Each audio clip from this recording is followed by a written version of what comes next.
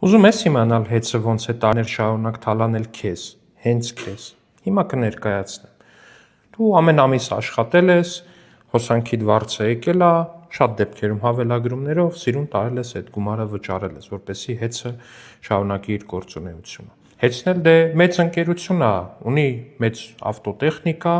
եւ այդ ավտոտեխնիկային անհրաժեշտ է ավտոպարկ, ավտոկայանատեղի։ Ու հեծը ունի քանաքեռ Զեյթունում իրեն պատկանող շատ լավ տարածքում շատ մեծ ավտոկայանատեղի, բայց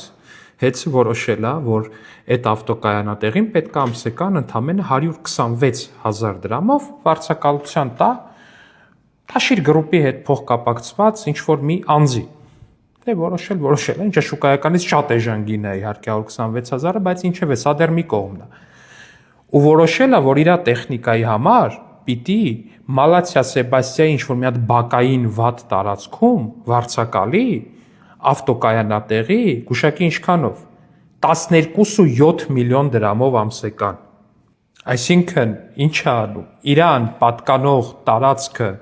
126,000 դրամով վարձով է տալիս Տաշիրի մերձավորներից մեկին, ու Տաշիրի մերձավորներից մեկից վարձով է վերցնում նույնատիպ մի հատ տարածք 12.7 միլիոնով, տարեկան 140 միլիոն դրամով։ Բնականաբար, մենք այդ քո գրպանը մտած ձեռքը հանելու շպրտել ենք դուրս ու ժամանակավոր կառավարիչ Ռոմանոս Պետրոսյանի որոշմամբ այս երկու պայմանագրերն խզվել են ու քո վճարած հոսանքի փողերից այսուհետ կխնայվի 140 միլիոն դրամ։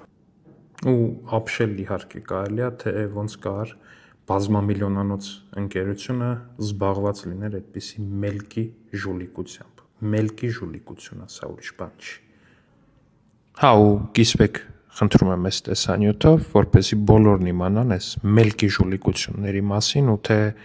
ինչպես են իրենց միջոցները նախկինում տնօրինվել հեծում, որտեվ հեծում տնօրինվել են ձեր միջոցները, յուրաքանչյուրիդ միջոցները։ Դուք եք վճարել այդ հոսանքի դիմաց։ Ձեր վճարածից է գոյացել հեծի շահույթը, հեծում գոյացած ցանկացած գումար։